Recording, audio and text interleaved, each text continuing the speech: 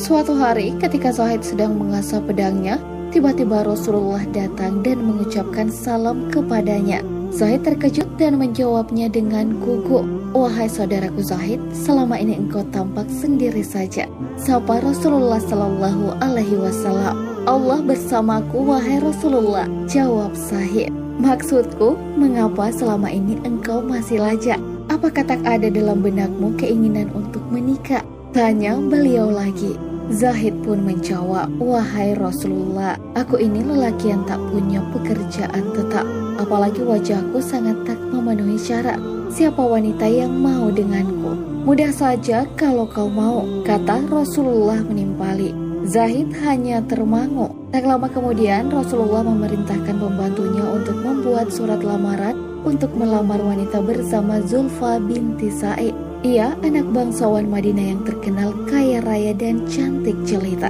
Surat itu pun diberikan kepada Zahid untuk kemudian diserahkan kepada Sa'id.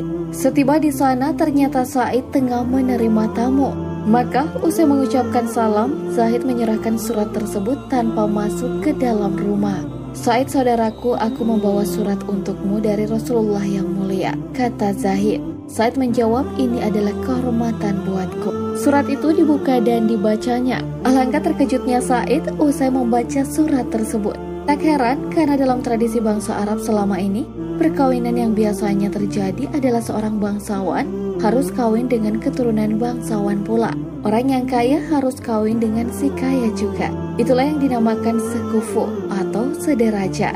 Akhirnya Sa'id bertanya kepada Zahid, "Saudaraku, betulkah surat ini dari Rasulullah?" Zahid menjawab, "Apakah engkau pernah melihatku berbohong?"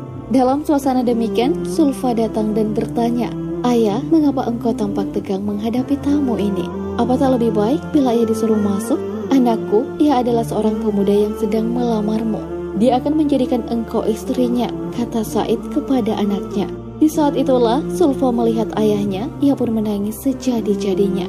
"Ayah, banyak pemuda yang lebih tampan dan kaya raya. Semuanya menginginkan aku." "Aku tak mau ayah," jawab Zulfa merasa terhina. Sa'id pun berkata kepada Zahid, "Saudaraku, engkau tahu sendiri anakku merasa keberatan. Bukannya aku hendak menghalanginya. Maka sampaikanlah kepada Rasulullah Shallallahu Alaihi Wasallam bila lamaranmu ditolak." Mendengar nama Rasulullah Shallallahu Alaihi Wasallam disebut sang ayah, Zulfa berhenti menangis dan bertanya, "Mengapa ayah membawa-bawa nama Rasulullah Shallallahu Alaihi Wasallam?" Sa'id menjawab, "Lelaki yang datang melamarmu ini datang karena perintah Rasulullah." Serta-merta Zulfa mengucap istighfar berulang kali dan menyesali kelancangan perbuatannya itu.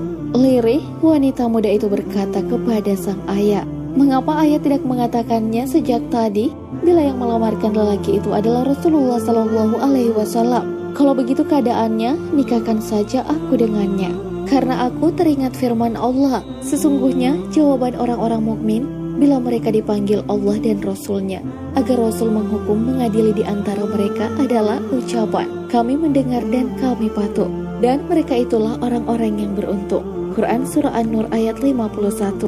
Hati Zahid bagi melambung entah kemana. Ada semburat sukacita yang tergambar dalam rona wajahnya. Bahagia itu pasti ia rasakan saat itu. Setiba di masjid, ia bersujud syukur. Rasul yang mulia tersenyum melihat gerak-gerik Zahid yang berbeda dari biasanya. "Bagaimana Zahid?" tanya Rasulullah. "Alhamdulillah diterima wahai Rasulullah," jawab Zahid. "Sudah ada persiapan?" tanya Rasulullah lagi. Zahid menundukkan kepala sambil berkata, "Rasulullah, aku tidak memiliki apa-apa." Rasulullah pun menyuruhnya pergi ke rumah Abu Bakar, Utsman dan Abdurrahman bin Auf.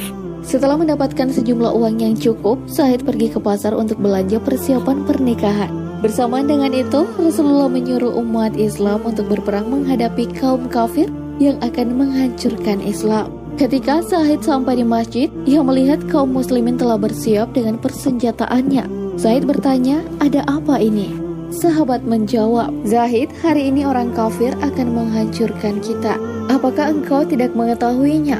Zahid pun beristighfar beberapa kali sambil berkata, "Wah, kalau begitu aku lebih baik menjual perlengkapan perkawinan ini dan aku akan membeli kuda terbaik. Tetapi Zahid, malam nanti adalah bulan madumu.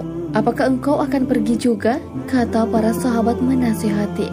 Lalu Zahid menyitir ayat, "Jika bapak-bapak, anak-anak, saudara-saudara, istri-istri kaum keluargamu, harta kekayaan yang kamu usahakan, perniagaan yang kamu khawatiri kerugiannya, dan rumah-rumah tempat tinggal yang kamu sukai adalah lebih kamu cintai daripada Allah dan Rasul-Nya dari berjihad di jalannya, maka tunggulah sampai Allah mendatangkan keputusannya. Dan Allah tidak memberi petunjuk kepada orang-orang fasik." Quran Surah At-Taubah ayat 24. Akhirnya, Zahid melangkah ke medan pertempuran sampai ia gugur. Dan Rasulullah berkata, "Hari ini Zahid sedang berbulan madu dengan bidadari yang lebih cantik daripada Zulfa." Lalu Rasulullah membacakan surah Al-Imran ayat 169 hingga 170. "Janganlah kamu mengira bahwa orang-orang yang gugur di jalan Allah itu mati. Sebenarnya mereka itu hidup di sisi Rabb-Nya dengan mendapat rezeki. Mereka bergembira dengan karunia yang diberikan Allah kepada mereka, dan bergirang hati terhadap orang-orang yang masih tinggal di belakang yang belum menyusul mereka, dan mereka tidak bersedih hati." Para sahabat pun meneteskan air mata. Bagaimana dengan Zulfa? Mendengar kabar kematian Zahid, ia telah berucap, "Ya Allah, alangkah bahagianya calon suamiku itu. Andai aku tak dapat mendampinginya di dunia, izinkanlah aku mendampinginya di akhirat kelak." Wallahu a'lam bissawab.